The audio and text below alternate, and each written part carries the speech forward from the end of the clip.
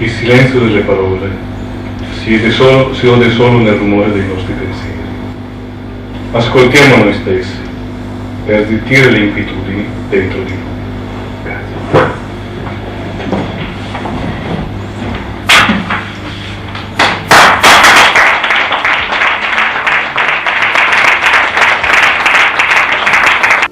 Questa settimana a Quattro Stagioni parliamo di poesia. Infatti siamo al Bar Roma di Giaveno in compagnia di Ermanno e Andi, che è un poeta molto particolare perché riesce ad abbinare l'immagine alla poesia, vero?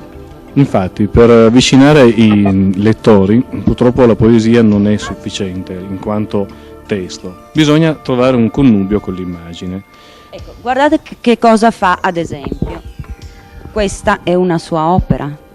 Questa è una poesia anarchico-taoista dedicata a tutto quello che è i supermercati, codice a barre, la massificazione di massa, anche perché presto, se andiamo avanti così, saremo anche noi codificati con un codice a barre.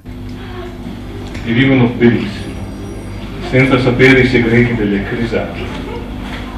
E vivono benissimo, si accoppiano, si scambiano ipocriti sorrisi, senza conoscere i nostri acidi vaginali. E vivono benissimo, senza aver nulla da dire o da dare. E vivono benissimo, ma così bene da non accorgersi di essere morti da sempre, vivendo benissimo.